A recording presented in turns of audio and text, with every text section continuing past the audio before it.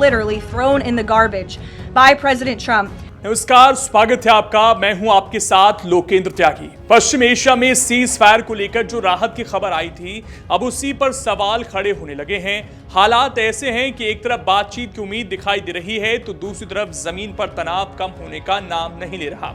America और Iran के बीच 2 हफ्ते के संघर्ष विराम की घोषणा के बाद लगा था कि मामला सुलझने की तरफ बढ़ेगा, लेकिन घटनाक्रम कुछ और ही कहानी बता रहे हैं।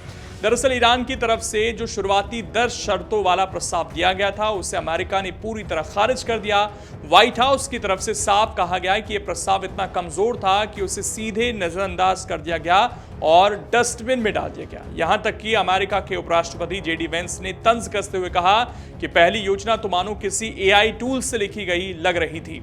हालांकि बाद में ईरान ने एक संशोधित प्रस्ताव पेश किया, जिसे अब बातचीत का आधार माना जा रहा है। अमेरिका की तरफ से साफ कर दिया गया है कि कुछ शर्तों पर कोई समझौता नहीं होगा। सबसे अहम शर्त यह है कि ईरान अपने यहां यूरेनियम संवर्धन पूरी तरह बंद करे। इसके अलावा हॉर्मुज को पूरी तरह सुरक्षित और खुला रखना भी इस समझौते की बुनियादी शर्तों में शामिल है। यही वजह है कि अब पूरा फोकस इसी जलमार्ग पर आ गया है, जो दुनिया की तेल आपूर्ति के लिए बेहद अहम माना जाता है। इस बीच ईरान ने भी बड़ा दांव खेल दिया। खबर है कि उसने हॉर्मुज से गुजरने वाले तेल टैंकरों पर टोल लगाने की योजना बनाई है और ये टोल क्रिप्टो करेंसी में लिया जाएगा, यानी हर बैरल तेल पर $1 के हिसाब से डिजिटल भुगतान करना होगा। ईरान का कहना है कि यह कदम सुरक्षा और निगरानी के लिए जरूरी है, लेकिन इससे अंतर्राष्ट्रीय शिपिंग कंपनियां और तेल बाजार में चिंताएं बढ़ गई हैं।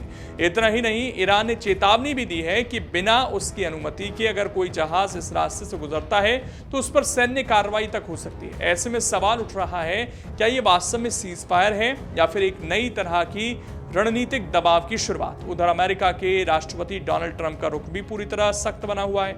उन्होंने साफ कहा है कि जब तक अंतिम समझौता पूरी तरह लागू नहीं होता है, तब तक अमेरिकी सेना क्षेत्र में पूरी ताकत के साथ मौजूद रहेगी। ट्रंप ने यह भी चेतावनी दी है कि अगर समझौता टूटता है तो कार्रवाई पहले से कहीं ज्यादा बड़ी और सख्त हो सकती है।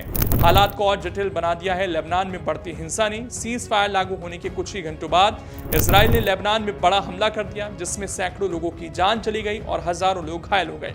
इससे साफ हो गया कि यह संघर्ष सिर्फ अमेरिका और ईरान तक सीमित नहीं, बल्कि पूरे क्षेत्र में अस्थिरता बनी हुई है। ईरान के विदेश मंत्री ने भी अमेरिका पर दबाव बनाते हुए कहा कि उसे तय करना होगा कि वो शांति चाहता है या फिर इजराइल के जरिए युद्ध जारी रखेगा।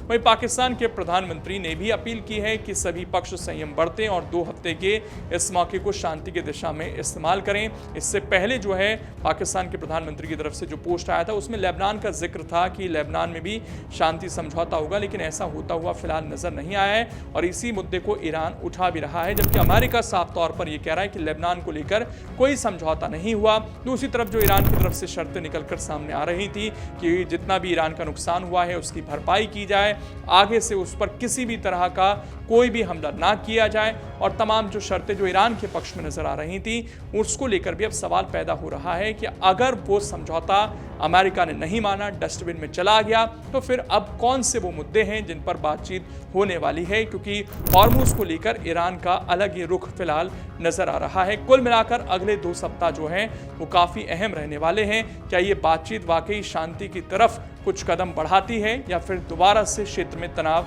देखने को मिलेगा, ये वक्त बताएगा। लेकिन इस पर आपकी जो भी राय है कमेंट कर बता सकते हैं। अगर आप ये वीडियो YouTube पर देख रहे हैं तो हमारे चैनल को सब्सक्राइब कर बेल आइकन दबाएं, और Facebook पर देख रहे हैं तो हमारे पेज को लाइक करें।